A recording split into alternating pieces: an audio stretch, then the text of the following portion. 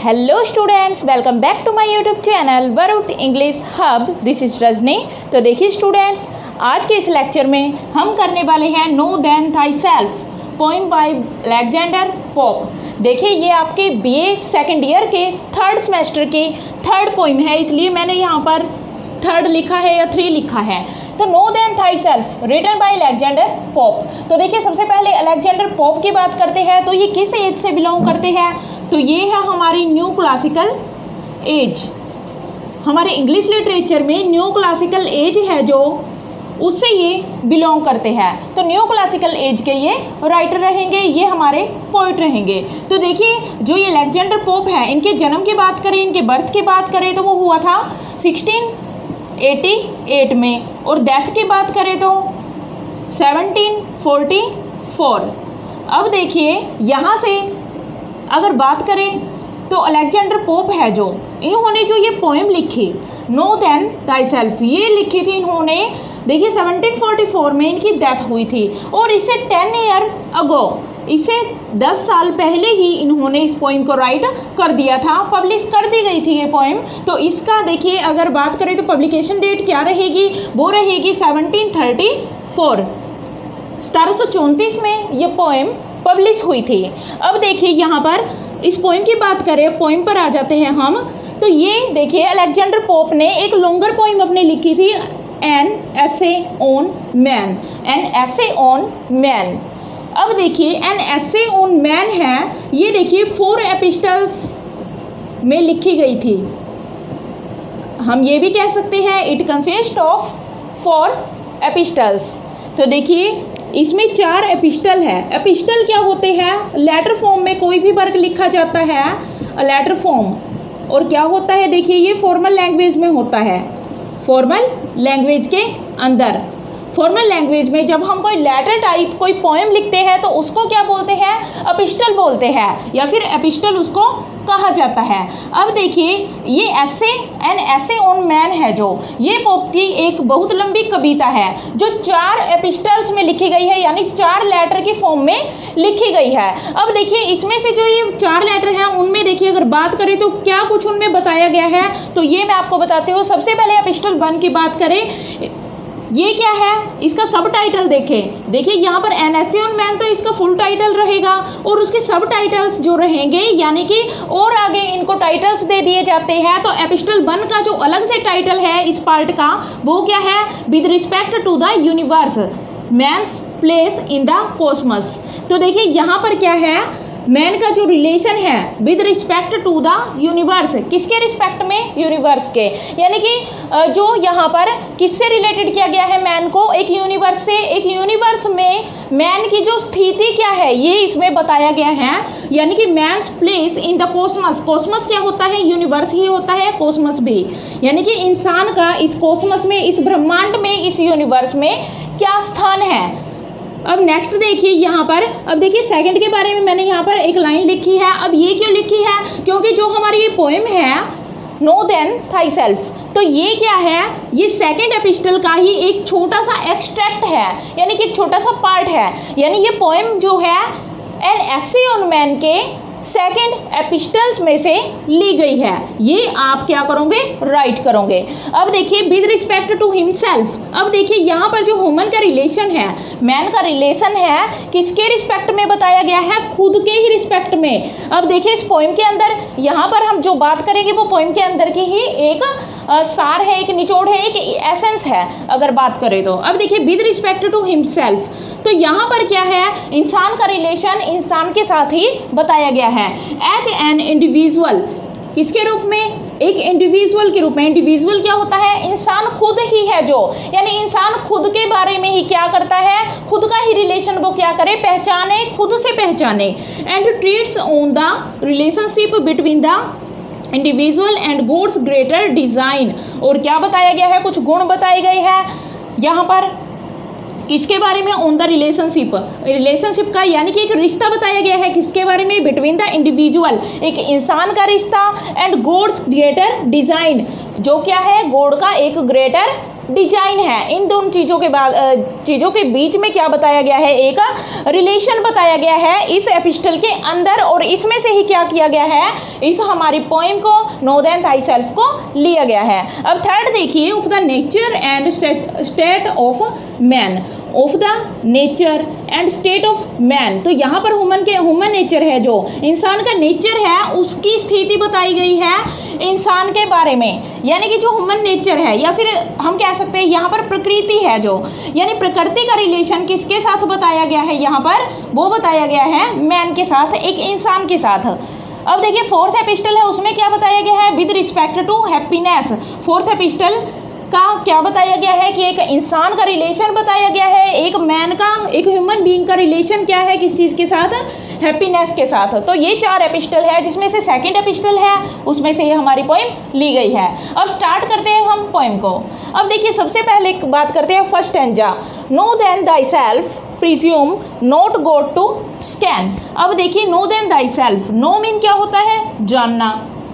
यहाँ पर जो पोइट है अलेक्जेंडर पोप है, वो यहाँ पर कुछ आर्ग्यूज करता है, कुछ तर्क देता है, और क्या कहता है, know then thyself presume not God to scan, कि आप क्या करो, खुद को पहचानो, खुद को जानो पहले। प्रिज्यूम क्या होता है, कुछ कल्पना करना, कुछ अनुमान लगाना। हम प्रिज्यूम को क्या लिख सकते हैं यहाँ पर, कुछ अनुमान लगाना, प्रिज्यूम करना, या फिर हम कह सकते हैं उसको कुछ गैस लगाना, गैस। इसके लिए इजी वर्ड है सबसे, अगर सिनोनिम में पूछ लिया जाए तो प्रिज्यूम का सबसे इजी वर्ड क्या रहेगा, गैस, या फिर आप इसको बिलीव भी बोल सकते हो, बिलीव। तो यहाँ पर क्या है, नो देन थाईसेल्फ प्रिज्यूम, यानी कि क्या ना करो तुम, presume not God to scan. अब स्कैन क्या होता है, स्कैन होता है टू प्रोब। स्कैन क्या होता है, प्रोब। प्रोब क्या होता है, छानबीन करना। आप इसके लिए प्राई वर्ड भी यूज कर सकते हो, प्राई। तो प्राई भी क्या होता है, किसी की ताक झांक करना किसी की लाइफ में। तो यहाँ पर जो पॉइंट है वो क्या कहता है, नो देन थाईसेल्फ, खुद को पहचानो, ना कि तुम गॉड के जो कार्य है उनको स्कैन करने के अनुमान मत लगाओ, यानी कि जो गॉड ने कार्य किए हैं। अब देखिए ये पोइम है किस बारे में है, ये बताती हूँ मैं आपको।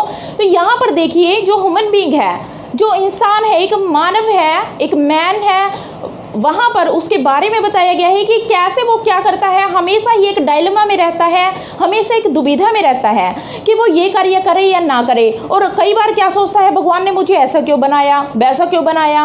और क्या करता है, वो हमेशा ही कंप्लेन कोई ना कोई करता रहता है। यहाँ तक कि उसमें नॉलेज भी है तो भी वो क्या करता है, अपनी वीकनेसेस दिखाना शुरू कर देता है कि मुझे कुछ नहीं आता। अगर उसमें वीकनेस है तो क्या कहता है, बहुत बड़ी बड़ी बातें करता है कि मुझे बहुत कुछ आता है। तो हमेशा ही क्या रहता है, वो एक डायलेमा रहता है। तो पोइम में क्या दिखाया गया है, उस ह्यूमन बीइंग की, उस इंसान का डायलेमा ही दिखाया गया है कि कैसे वो हमेशा एक दुविधा में रहता है। एक ड्युअलिज्म है यहाँ पर, एक द्वंद्ववाद है, यानी कि एक द्वंद्व बना रहता है, करूं या ना करूं, जैसे कि हैमलेट लाइक सिचुएशन है शेक्सपियर में। कभी कहता है यहाँ पर पोइट क्या कहता है कि तुम कोशिश मत करो भगवान के कार्यों में ताक झांक करने की, उसका काम है, उसने क्या किया है, बहुत अच्छी क्रिएशन की है, बहुत अच्छी दुनिया बनाई है। The proper study of Mankind is man. अगर तुम्हें कुछ करना ही है तो आप क्या करो, यहाँ पर प्रॉपर स्टडी करो। किसकी करो, मैनकाइंड की ही करो। यानी अगर स्टडी करनी भी है तो भगवान के कार्यों की ना करो, भगवान को गलत मत ठहराओ कि आपने ये नहीं किया, हमारे लिए वो नहीं किया, बल्कि किसके लिए स्टडी करो, आप खुद की स्टडी करो, इंट्रोस्पेक्शन करो खुद का, खुद की एक अंतर्निरीक्षण करो खुद के बारे में कि हम क्या कर रहे हैं, हम कैसे हैं। तो आप ये स्टडी करो, ना कि भगवान के कार्यों की स्टडी करो। Based on this isthmus of A middle state, जो ये इंसान है हमेशा ही कहाँ पर प्लेस्ड है, प्लेस्ड मीन एक स्थान दिया हुआ है इंसान को, कहाँ पर, इस्थमस में। अब इस्थमस क्या होता है बात करें तो देखिए, इस्थमस होता है एक नैरो लैंड होती है, नैरो लैंड, इसको हम इस्थमस कहते हैं, जो कि क्या होती है देखिए, टू साइडेड बॉर्डर से घिरी रहती है, टू साइडेड बॉर्डर अराउंड। देखिए यहाँ पर मैं दिखाती हूँ आपको, जैसे कि यहाँ पर भी एक जमीन, यहाँ पर भी जमीन है, और बीच में एक पतली सी पट्टी है, ये क्या है, लैंड है, यानी जमीन है, और दो समुद्रों के बीच में ऐसा आप लगा सकते हो एक जगह बची हुई है। तो इसको क्या कहा गया है, यहाँ पर इस्थमस कहा गया है। यानी कि जो एक इंसान है वो हमेशा ही मिडिल स्टेट में रहता है, यानी वो क्या करे क्या ना करे, इस चीज़ के बीच में एक डायलेमा में फंसा रहता है, एक दुविधा में वो फंसा रहता है। तो इस्थमस के बीच में वो हमेशा फंसा रहता है, यानी कि वो हमेशा कहाँ पर प्लेस्ड किया जाता है, अपना स्थान कहाँ रखता है, इस्थमस पर रखता है, यहाँ पर रखता है बीच में। इस बीच की स्थिति को हम क्या बोलेंगे, इस्थमस। यानी ना ही वो सही सोच पाता ना ही गलत सोच पाता, और बीच की स्थिति में हमेशा फंसा रहता है। अब बीइंग डार्कली वाइज, और देखिए ये इंसान क्या है, डार्कली वाइज, वाइज तो है फिर भी वाइज नहीं है। इसका मीनिंग क्या हुआ, यहाँ पर वाइज है फिर भी वो वाइज नहीं है। एंड रूडली ग्रेट, ग्रेट है फिर भी ग्रेट नहीं है। रूडली मीन क्रूर है, वो क्रूअल है अपने कार्यों में। अब ग्रेट तो है, ग्रेट के साथ ही क्या लगा दिया, क्रूअल। यानी कि जब देखिए यहाँ पर, जब उसके पास क्या है, बुद्धिमत्ता है, वो भी ना के बराबर है, डार्क है वो। यहाँ पर ओपोजिशन दिया है उसके कार्यों का। बुद्धिमान है इंसान फिर भी वो क्या है, उसका माइंड क्या है, बिल्कुल ब्लैंक है, डार्क है। रूडली ग्रेट मीन वो ग्रेट है फिर भी वो रूड है, अपने कार्यों में कैसा है, वो रूड है। यानी कि उसमें कोई भी एक गुण अच्छे से नहीं शामिल। तो ऐसे हम कह सकते हैं कोई अच्छा गुण उसमें शामिल नहीं है, वो हमेशा ही बीच की स्थिति में है। ना ही तो वो पूरी तरह से क्या रहेगा, वाइस रहेगा, बुद्धिमान रहेगा। वाइस क्या होता है, इंटेलिजेंट होता है। क्या होता है, इंटेलिजेंट या क्लेवर आप कह सकते हो। ना ही तो वो क्लेवर होता पूरी तरह से, और ना ही वो पूरी तरह से ग्रेट है, उसमें बुराइयां भी भरी हुई है, यानी वो बीच की स्थिति में फंसा हुआ है। अब नेक्स्ट में देखिए स्टैंजे में, with too much knowledge for the sceptic side, उसमें बहुत ज़्यादा नॉलेज है पर क्या है, फिर भी वो स्केप्टिक साइड है। स्केप्टिक क्या होता है, डाउटफुल। स्केप्टिक क्या होता है, डाउटफुल। देखिए उसमें इतनी नॉलेज भरी हुई है फिर भी उसके बावजूद क्या है, वो शंका से भरा हुआ है, स्केप्टिक साइड भरा हुआ है वो। यानी कि उसमें शंकाएं भरी हुई है कि अगर उसकी नॉलेज है कोई, उसको भी वो क्या सोचता है कि शायद ये ठीक ना हो, शायद मैं जो कर रहा हूँ वो ठीक ना हो। ऐसी सिचुएशन में वो हमेशा फंसा रहता है। यानी कि उसमें इतनी नॉलेज होने के बाद भी वो शंका में ही पड़ा रहता है। विद टू मच वीकनेस, अब देखिए उसमें इतनी बुराइयां हैं फॉर द स्टोइक्स प्राइड, और एक प्राइड है और एक गर्व है कि वो बहुत कुछ जानता है, पर वो फिर भी क्या है, उसमें वीकनेस ये है कि वो स्टोइक नहीं है। अब स्टोइक क्या होता है, स्टोइक की बात करें तो स्टोइक क्या होता है, देखिए स्टोइक होता है एक ऐसी और सफरिंग पेन और डिफिकल्टी विदाउट कंप्लेनिंग। देखिए क्या होता है स्टोइक, स्टोइक क्या होता है, स्टोइक होता है ऐसा व्यक्ति जो सफ़र करता है, यानी पीड़ित रहता है पेन से और डिफ़िकल्टी से, पर इसके बावजूद वो क्या नहीं करता, कोई कंप्लेन नहीं करता। उसे हम हिंदी में कह देते हैं बैरागी, जिसे संसार के दुखों या सुखों से कोई मतलब नहीं होता, तो उसे हम बैरागी कहते हैं।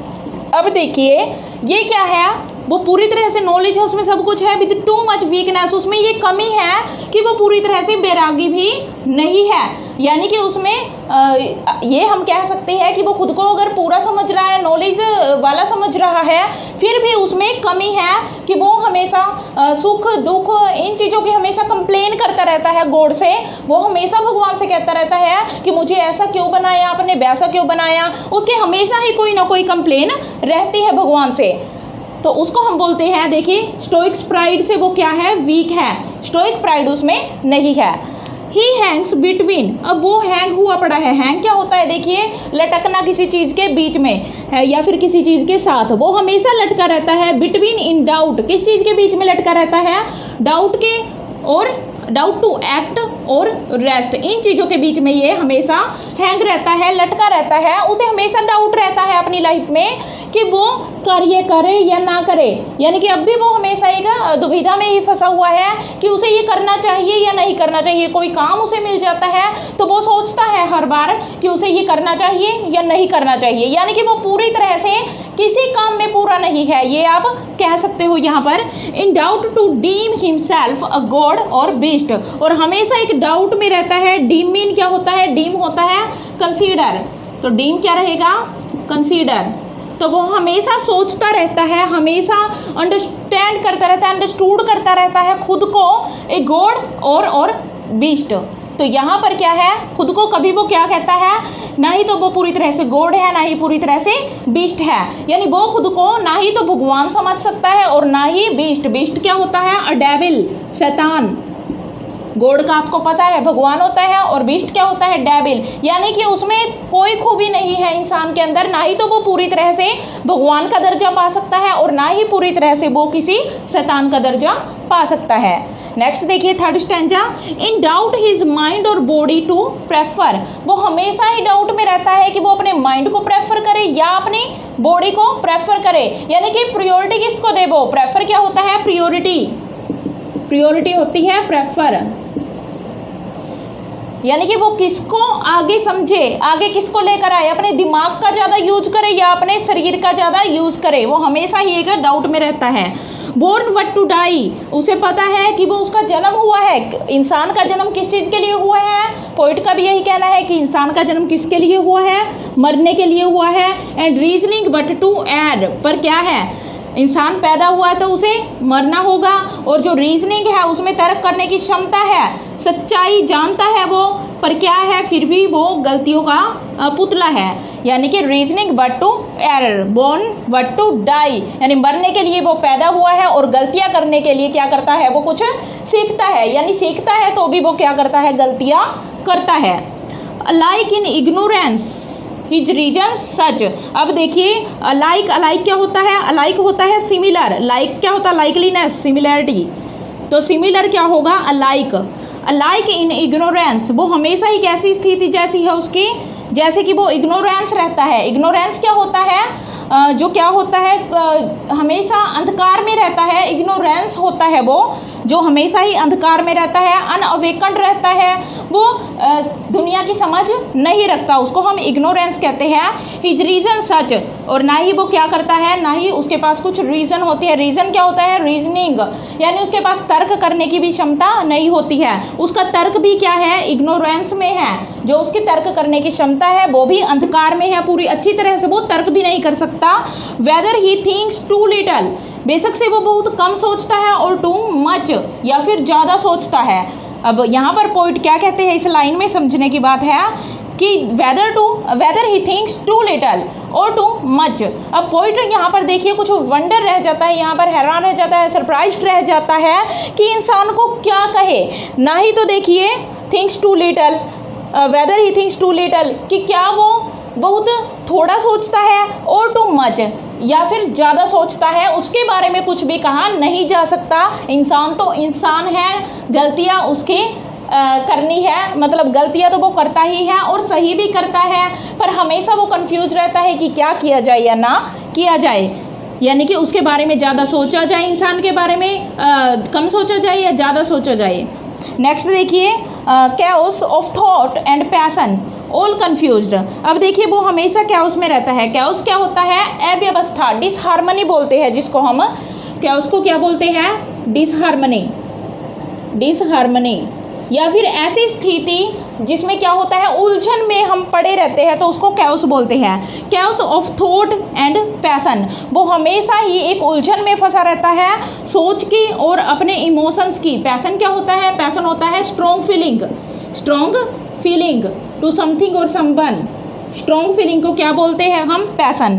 Chaos of thought and passion, all confused, वो हमेशा इस उलझन में पड़ा रहता है, अपनी सोच को महत्व दे, अपने पैशन को महत्व दे, और हमेशा ही ये चीज़ें उसे क्या करती है, कन्फ्यूज करती रहती है। कौन सी चीज़ें, कि वो थॉट को महत्व दे या फिर पैशन को महत्व दे।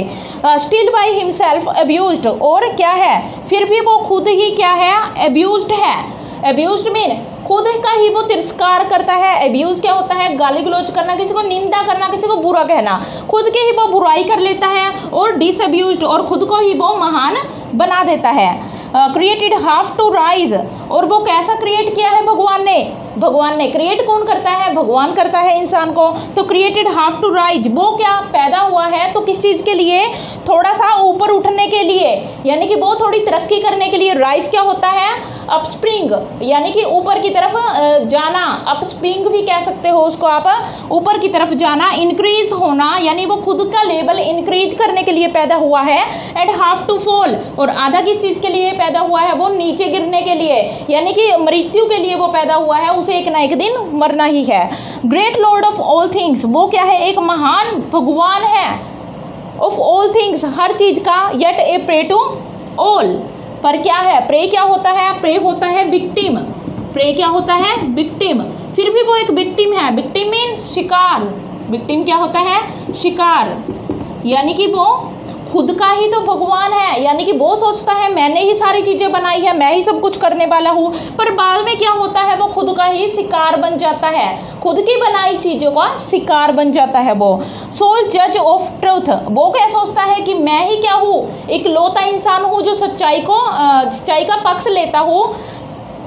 और क्या है यहाँ पर, इन एंडलेस एरर हर्ड, फिर भी क्या है, वो हमेशा ही एंडलेस एरर को क्या करता रहता है, उड़ेलता रहता है, हर्ड करता रहता है, टॉस करता रहता है, या फिर फेंकता रहता है। यानी कि क्या है यहाँ पर, सोल जज ऑफ ट्रूथ मीन खुद ही वो क्या है, सभी सच्चाइयों का देवता है, और या फिर सभी सच्चाइयाँ उसके अंदर ही है, वो ऐसा मानता है। पर उसमें एंडलेस एरर है, यानी कि उसमें कभी ना खत्म होने वाली अनंत क्या है, उसमें कमियां ही भरी हुई है। खुद को वो कमियों में झोंक लेता है, फेंक लेता है। हरल्ड क्या होता है, थ्रो मीन फेंकना या फिर टॉस, फेंकना या टॉस आप कह सकते हो। खुद को कहाँ फेंक देता है, वो फेंक लेता है, कहाँ फेंक लेता है, एंडलेस एरर में, कभी ना खत्म होने वाली गलतियों में। द ग्लोरी, अब देखिए फिर भी इंसान कैसा भी हो, चाहे वो खुद की ही उलझनों में उलझा हुआ हो, फिर भी पोइट की नज़रों में वो क्या है, द ग्लोरी, वो दुनिया में शान है, यानी यूनिवर्स में क्या है, वो एक शान है,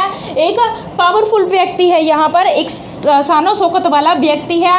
दुनिया की शान ही वही है, सजावट वही है। जेस्ट मीन क्या है, जेस्ट क्या होता है, जोक। दुनिया का सबसे बड़ा जोक कौन है, इंसान ही है, यानी कि सबसे बड़ा अगर जोकर कहे तो कौन है, इंसान ही है, जो हमेशा ही क्या करता रहता है, उलझनों में फंसा रहता है। एंड रीडल, रीडल क्या होता है, रीडल होता है पहेली होती है कोई रीडल, तो रीडल ऑफ द वर्ल्ड, और दुनिया की सबसे बड़ी पहेली है वो, यानी कि वो हमेशा उलझन वाली स्थिति है। अगर उसका अध्ययन किया जाए, स्टडी की जाए, ह्यूमन नेचर की, ह्यूमन काइंड की, मैन काइंड की अगर स्टडी की जाए, तो क्या पता चलेगा कि दुनिया में सबसे बड़ा जोकर भी वही है। जोकर किसको कहेंगे, जेस्ट को, सबसे बड़ा जेस्ट भी वही है। दुनिया की ग्लोरी यानी शान भी वही है, उसके बिना दुनिया पूरी नहीं होती। और क्या है यहाँ पर, रिडल ऑफ द वर्ल्ड, यानी दुनिया की सबसे भयानक पहेली कहे तो कौन रहेगा, इंसान। उसको समझना क्या है, नामुमकिन काम है। तो अगर आपको मेरी वीडियो अच्छी लगी हो तो लाइक, सब्सक्राइब एंड शेयर जरूर कीजिएगा। Thank you.